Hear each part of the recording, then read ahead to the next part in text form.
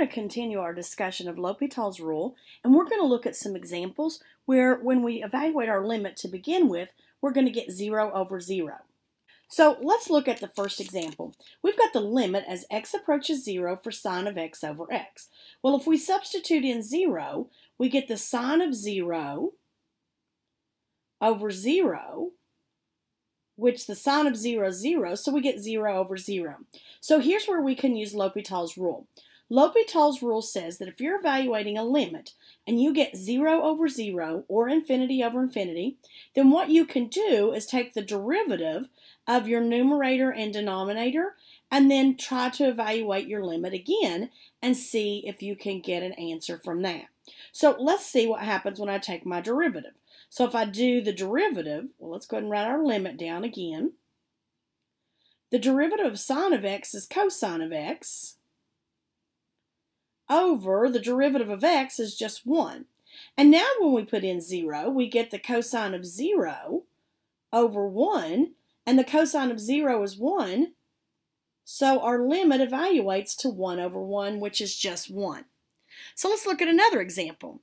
As x approaches 0, of x minus sine of x over x cubed, if we put in 0 in the numerator, we're going to get 0 minus the sine of 0, which is 0, over 0 cubed.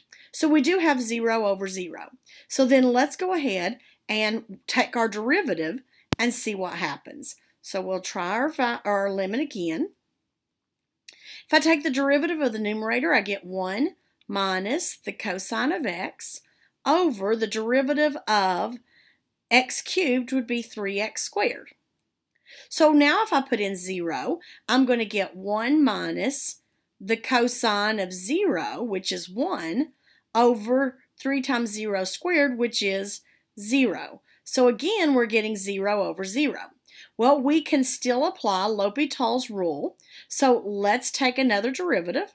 And when I do, I'm going to get negative. Well, let's write our limit first. So we'll try again with the limit as x approaches 0.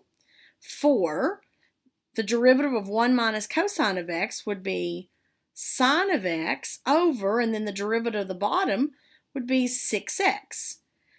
So now if we put in our 0, we're going to get the sine of 0, which would be 0, over 6 times 0, which is 0. So again, we're still getting 0 over 0. So we can do our limit again and use L'Hopital's rule. So if I take the derivative of the top, I get cosine of x over the limit as x approaches 0, or the derivative of the bottom, sorry, would be 6.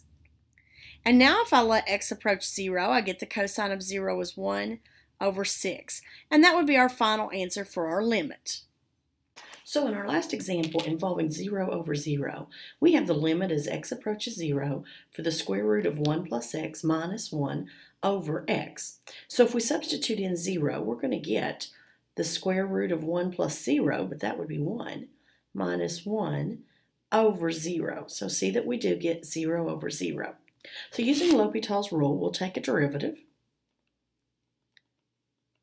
And the derivative of the square root of 1 plus x would be 1/2, 1 plus x to the negative 1/2. And then the derivative of minus 1 would be 0, all over 1. But then we could rewrite this as 1 over, well, let's put our limit first, 1 over 2 square root of 1 plus x. And now let's try the limit. If we let x approach 0, we get 1 over 2 square root of 1 plus 0, which would be 1. And notice that we're going to get 1/2.